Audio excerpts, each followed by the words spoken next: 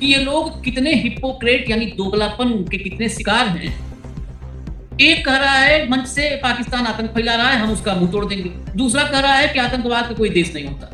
हम नहीं, पूरा भारत, पूरा हिंदुस्तान ये शुरू से कहता आया कि आतंक का कोई धर्म नहीं होता। यही कहते थे ना हेमंत भाई, हम लोग आतंक का कोई धर्म नहीं होता। तब ये संघी और भाजपाई कहते थे नहीं, आतंक का धर्म हम बताएंगे। जब हम लोग ये कहते थे कि देखो आतंक का कोई धर्म नहीं होता, क्यों इसमें किसी टारगेट करते हो कि किसी कपड़ा देख के, दाढ़ी देख के, वो हमारे भाई हैं। आतंकी कहीं और होंगे, शरद पाल होंगे, वो हमारे भाई हैं। तो कहते थे नहीं, हम कपड़ा देख के पहचानते हैं, हम कपड़ा देख के पहचानते हैं। और जब सीमा पार पहचानना हुआ तो कहीं नहीं, कोई देश आतंकी देश नहीं होता, कोई भी देश नहीं। पूरे भारत की विदेश नीति को जयशंकर ने विदेश नीति की हत्या की थी। इन्होंने 13वीं कर दी, पिंडदान कर दिया गया जी। अब फॉरेन पॉलिसी आराम से, रेस्ट इन पीस, पिंडदान हो गया। अब फॉरेन पॉलिसी की आत्मा भी नहीं भटकेगी। मैं आपको बस खबर दिखा करके सीधा हेमंत भाई के पास चलता हूं। राजनाथ सिंह को सुनवा दीजिए और इस देश के देशभक्तों, अंधभक्तों नहीं, देशभक्तों, गौर से सुनिए।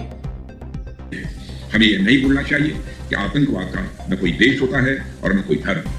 टेररिज्म और इनोसेंट ह्यूमैनिटेरियन लॉस के लिए कोई भी वजह, चाहे वह वास्तविक हो या काल्पनिक, जायज नहीं है।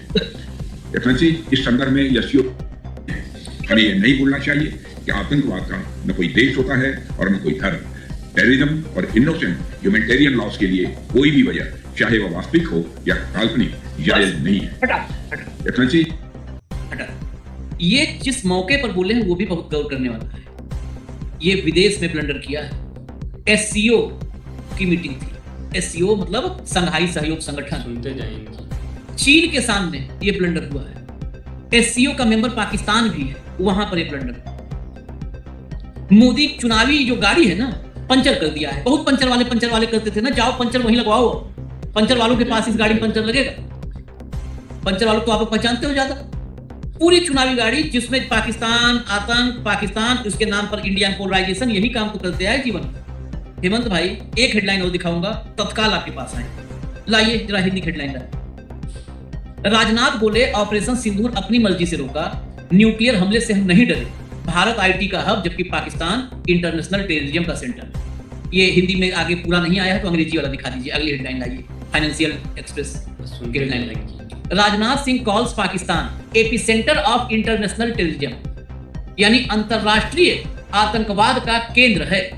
Says operation Sindoor was stopped voluntarily. अंतरराष्ट्रीय आतंकवाद का एपिसेंटर है केंद्र। किर्गिस्तान में चीन के सामने, पाकिस्तान के सामने कह के आए कि आतंकवाद का, बहुत कंफ्यूज होंगे कि ये दोनों हेडलाइन में, ये दोनों अलग अलग जगह की है। इसी से तो समझिए कि भाजपा है क्या। जब विदेश में गए, जहां पर आपका स्टैंड फर्म एंड क्लियर होना चाहिए था, वहां पर आपने क्या कहा कि किसी आतंक का कोई धर्म और कोई देश नहीं, यानी आतंकवाद का पाकिस्तान से आप लेना देना नहीं कर सकते हो। पाकिस्तान के माथे पे आतंकी कंट्री आप नहीं चस्पा कर सकते हो। आतंक का देश से लेना देना नहीं।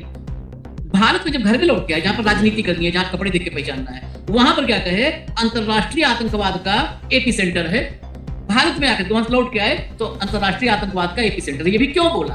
क्योंकि कांग्रेस ने कल से दौड़ा लिया, जम के दौड़ा लिया था। आप कांग्रेस के हैंडल पर चले जाएंगे, कांग्रेस लगातार इस समय मोदी और शाह को छोड़ करके इन्हीं हिसाब किताब में लगी कि इस आदमी ने पाकिस्तान को क्लीन चिट दे दिया। तो ये तत्काल जो है वहां से आए और यहाँ पे लोकल कार्यक्रम में गए और वहां कहे कि अंतरराष्ट्रीय आतंकवाद का एपिसेंटर है।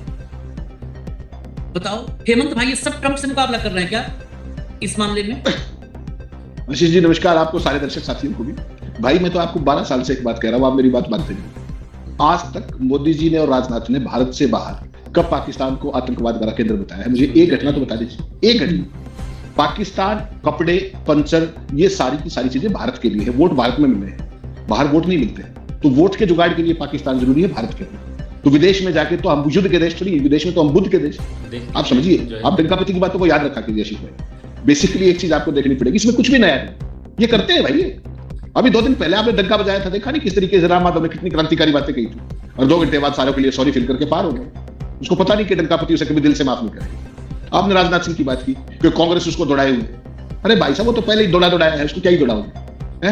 आप बताइए मुझे, कैसे कैसे लोग उत्तर प्रदेश में मंत्री हैं और राजनाथ सिंह की एक इच्छा है कि मेरे रहते रहते बेटे को कोई बढ़िया सा सेटलमेंट हो जाए। वो नहीं हुआ है तो दौड़ा ही रखा है उसको, कांग्रेस ने भी दौड़ा रखा है और भाजपा ने। आपने बात की वीडियो की, इन सारी चीजों की। ये जो वीडियो आपने दिखाया है परसों का है, और इसमें राजनाथ सिंह की जो उलटबाजी जिसको आप कहते हो ना, वो बिल्कुल स्पष्ट है। वो राजनाथ सिंह नहीं बोल रहे, वो संघ बोल रहा है, वो एनजीओ उसकी कोचिंग बोल रही है जो 100 साल से कमरे के पीछे सिखाते हैं। नमस्ते सलावत से करने के बाद जब गुरु दक्षिण डालते हो ना, उसके बाद ऐसी क्रांतिकारी बातें सिखाई जाती है, आपको मुझे पता है। तो उन्होंने 2 दिन पहले बिश्केक में क्या कहा था, एससीओ की मीटिंग थी, जैसा आपने कहा, शंघाई कोऑपरेशन ऑर्गेनाइजेशन, आतंकवाद का कोई देश और धर्म नहीं है, कोर्ट आपने दिखा दिया। यही बात डॉक्टर मनमोहन सिंह ने कही थी और पूरी दुनिया में यह प्रचलित है भी कि आतंकवादी कोई भी हो सकता है, उसमें धर्म कहां से आ गया मुझे, ऐसा है। लेकिन तब वो सारे के सारे देश विरोधी हो गए थे, पाकिस्तान प्रेमी हो गए थे, सारी चीजें। महोदय ने इसलिए कहा कि वहां चीन भी था और पाकिस्तान भी था, फिर ठीक ज्ञान देना था वहां पे। सुना नहीं आपने जब जाकर के क्या बता के आए थे पुतिन को कि युद्ध का समय नहीं बुद्ध का समय। तो इस तरह की चीजें इनको बहुत सिखाई जाती है, तुकबंदी ये फला। एक दिन बाद आज दिल्ली में बोल रहे थे, क्या बोले, पाकिस्तान आतंकवाद का अंतरराष्ट्रीय मरकज, एपिसेंटर। शब्द देखिए, एपिसेंटर। भारत आईटी का और वो एपिसेंटर का। तो आईटी वालों के जोड़े बंद के रोज आ रहे इंडिया के अंदर, रोक लो ना तुम जाए। 1 लाख रुपए H1B वीजा की फीस है अमेरिका में जाने के लिए, ठीक। आज तक मोदी जी ने चर्चा की है ट्रंप से, हमारी फ्रेंड है, करिए कभी बात। $1 लाख कौन कंपनी देगी? जयशंकर रोज वहीं बैठा रहता है, उसने कभी कोई बात की, कोई स्टेटमेंट आई? तो गलती होगी राम माधव से, उसको कहना चाहिए था, देखो आपने हमारे H1B की फीस 1 लाख की, हमने तब भी नहीं बोले। बड़े बोले कब हो, बोलते ही तो नहीं हो। इसलिए तो वो बात है जो राहुल गांधी बताते हैं, आपने 2 बार बता दी, बड़ा अच्छा किया। वो सरेंडर शब्द बिल्कुल सही जुड़ता है। राजनाथ सिंह जी ने यही नहीं रुके, वो जो उनका वोट जुगाड़ने का खेल था उन्होंने तत्काल जारी किया भारत नोट से। क्या कहा उन्होंने? आज कह रहे हैं कि भारत ने ऑपरेशन सिंदूर स्वेच्छा से रोका था। तो फिर ट्रंप से पहले ट्वीट क्यों किया गया? ट्रंप ने पहले ट्वीट किया, उसके बाद किसने किया? मार्को रूबियो ने। मैंने सारे भेज दिया आज आपको दिखाने के लिए, सबूत के साथ बात करते हैं। आप लोग दिखा देते हैं, बस 1 मिनट के लिए दिखा देते हैं, ताकि मतलब तसल्ली रहे दर्शकों के लिए, हम सब कर रहे हैं ना। दिखाइए, नीचे बंद कर दीजिए पीली वाली पट्टी। Operation Sindoor was our choice, not our limit. Defense ministers launch message to Pakistan. आगे चलिए, अगला line. We did not fall for nuclear bluff. Rajnath Singh slams Pakistan, explains why Operation Sindoor was halted. हम nuclear bulb से America जो पाकिस्तान का था उससे हम नहीं घबराए। हमने जो है ऑपरेशन सिंदूर क्यों जो है रोका, वो एक्सप्लेन कर दिया राजनाथ सिंह ने। अभी क्या एक्सप्लेन किया है आगे चर्चा में हेमंत भाई बताएंगे जरा। अब इसके बाद जो बचा हुआ है वो भी ले आएंगे, रूबियो को और ट्रंप। ये सेक्रेटरी रूबियो है, नीचे अभी सबसे लास्ट में आप तारीख और टाइम देखिएगा। Over the past 48 hours, Vice President J.D. Vance and I have engaged with senior Indian and Pakistani officials, including Prime Minister Narendra Modi and Shehbaz Sharif, External Affairs Minister Subramanyam Jaishankar, and Chief of Army Staff Asim Munir, and National Security Advisor Ajit Doval and Asim Malik. अब नीचे देखिए, I am pleased to announce the government of India and Pakistan have agreed to an immediate ceasefire to start talks on a broad set of issues at a neutral site. We commend Prime Minister Modi and Sharif on their wisdom, prudence and statesmanship in choosing the path of peace.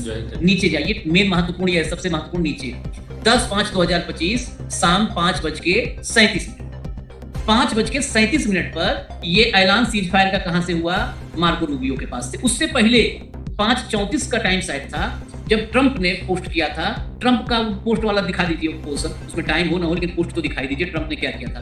5:37 के भी पहले, 37 पर हो, उससे पहले Trump's truth social post announcing the ceasefire 10 मई 2025 after a long night of talks mediated by the United States. I am pleased to announce that India and Pakistan have agreed to a full and immediate ceasefire.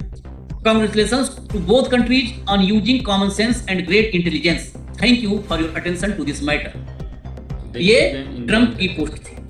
इसके बाद अगर आपको देखना हो तो जयशंकर वाली भी लगी है, उसका भी जयशंकर वाली पोस्ट का टाइम दिखा दो। बाकी तो पाकिस्तान और भारत की सहमति क्या हुई, टाइम दिखा दो। देखो भैया 10/5/2025 6:10 पर 6:10 पर। अब हटा दो।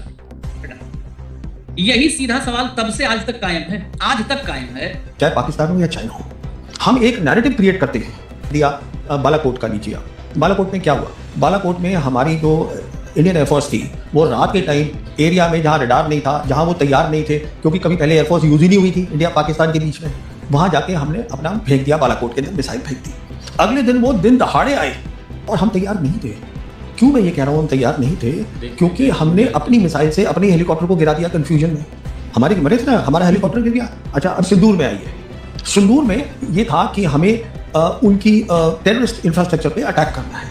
देखिए साहब, ये हमारा इतिहास हिंदुस्तान और पाकिस्तान का बताता है, अगर आप वहाँ मिसाइल फेंकेंगे वो चुप थोड़ा बैठेगा।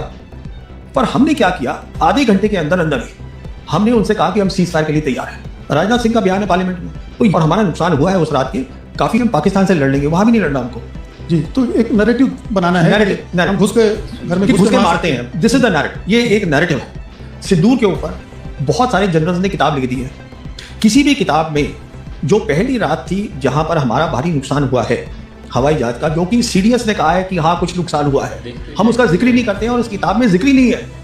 आज जो पाकिस्तान की इंटरनेशनल प्रोफाइल है वो बढ़ गई है सिंदूर के कारण। बिल्कुल। अच्छा, अभी देखिए, अभी मैं आपको दावे के साथ कह सकता हूं, मेरे ख्याल में मोदी सरकार को लेसन मिल गया है, अभी वो कुछ नहीं करेंगे, उनके भी समझ में आ गया है चीन खड़ा है पाकिस्तान के साथ, पाकिस्तान नहीं हार सकता, आप पाकिस्तान को नहीं हरा सकते जंग में। मैं किसी भी प्रोफेशनल को हिंदुस्तान के समझा सकता हूं, ये मेरे हिसाब से मोदी सरकार को सबक मिल गया है ऑपरेशन सिंदूर में। बिल्कुल उम्मीद करता हूं ये कुछ भी नहीं करेंगे, अगर कोई अटैक भी होता है तो हम कोई और जरिया ढूंढेंगे, और अगर किया तो वो हमारे हित में नहीं होगा। नतीजा मैं बताऊं कि क्या हमें करना चाहिए जिससे हमारे देश को फायदा हो। फायदे हमारे जो मुल्क में लोग हैं, और इस मुल्क में 80 करोड़ लोग हैं जिनको खाना नहीं मिल रहा है, और ये प्रधानमंत्री बोल रहे हैं, उनकी जिंदगी कैसे बेहतर बनाई जाए। अगर आपको वो करना है, आपको नॉर्मल रिलेशंस करने पड़ेंगे चाइना के साथ, और आपको पाकिस्तान से बात कि क्या डोनाल्ड ट्रंप के दबाव के तहत ऐसा कोई बयान दिया जा रहा है। देखिए आरफा, एक तो हमें याद रखना पड़ेगा कि इसका परिप्रेक्ष्य क्या था, कॉन्टेक्स्ट क्या था। राजनाथ सिंह एससीओ में ये बयान दे रहे थे, एससीओ में पाकिस्तान भी शामिल है। हालांकि पिछले सालों में हमने देखा है कि एससीओ में भारत का काफ़ी कड़ा रुख रहा है, और सर्टनली क्रॉस बॉर्डर टेररिज्म के मामले पे भारत ने ऑलवेज बयान ऐसे दिए हैं जो काफ़ी कठोर हैं पाकिस्तान के मामले में। तो उनकी तुलना में जो राजनाथ सिंह जी ने कहा है, आई थिंक ये थोड़ा सा नर्म लग रहा है कि वो कह रहे हैं कि इसका कोई देश नहीं है, कोई मजहब नहीं है। हालांकि जो कह रहे हैं वो अलग अलग वक्तों पे शायद हर सरकार ने कहा है कि हम समझते हैं कि जो दहशतगर्द होते हैं उनका कोई ईमान धर्म कोई भी देश नहीं होता है। लेकिन राजनाथ सिंह जी का ये कहना, जब हम अभी पहलगाम के फर्स्ट ईयर पे इतनी बातचीत हो रही है, ये सर्टनली आई थिंक अनयूजुअल लगा है।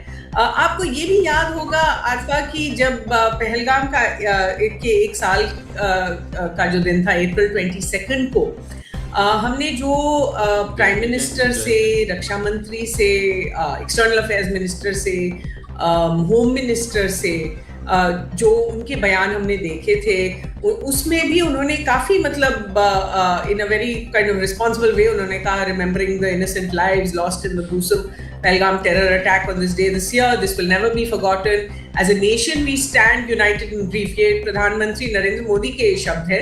India will never bow to any form of terror. The heinous designs of terrorists will never succeed. लेकिन इन्होंने यहाँ पर क्रॉस बॉर्डर टेररिज्म का जिक्र नहीं किया, पाकिस्तान का जिक्र नहीं किया। वो जो ग्रुप था जो जिसको सरकार ने कहा था, उनको जिम्मेदार ठहराया था, TRF, जो सिक्योरिटी फोर्सेस बिलीव करते हैं कि लश्कर-ए-तोयबा का एक अंग है, उसके खिलाफ भी उन्होंने कोई मतलब शब्द यूज नहीं किया है। तो ज़रूर इस वजह से लोग शायद सोच रहे हैं कि क्या वजह हो सकती है कि भारत का रुख पिछले साल से इस साल थोड़ा कम हो गया है। एक तो मैं कहूँगी कि ये बयान सीओ में दिया जा रहा था, दूसरा था कि ये बयान तब दिया जा रहा है जब वर्ल्ड में जाहिर है बहुत उथल पुथल है, और इंडिया पाकिस्तान के बीच में अगर तनाव ज्यादा हो जाए तो उससे कोई फायदा नहीं होने वाला है।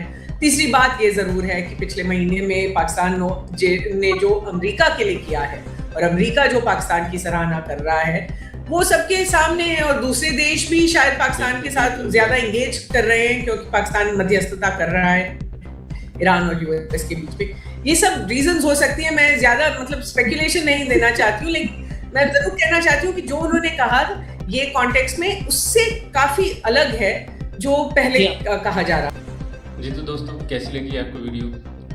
लेकिन आपसे मेरा एक शिकवा है कि आपके लिए मैं इतनी मज़ेदार इंजॉय करने वाली वीडियोस लेकर आता हूँ, आप देखते हैं, एंजॉय करते हैं, लेकिन मुझे आप सपोर्ट नहीं करते। मुझे आपकी सपोर्ट की ज़रूरत है, जिसमें आपने क्या करना है, सब्सक्राइब करना है, चैनल को शेयर करना है, लाइक करना है, अपने दोस्तों के साथ शेयर करें, कमेंट करें और इन्जॉय करें, और साथ साथ में अपनी जो है कमेंट लाजमी दिया करें, अपनी राय ज़रूर दिया करें कि आपको वीडियो कैसी लगी, किस तरह की मैं वीडियो आपके लिए लेकर आऊँ ताकि आप मज़ीद इंजॉय कर सकें। इंशाल्लाह मिलते हैं नेक्स्ट वीडियो में, तब तक के लिए अल्लाह हाफिज़।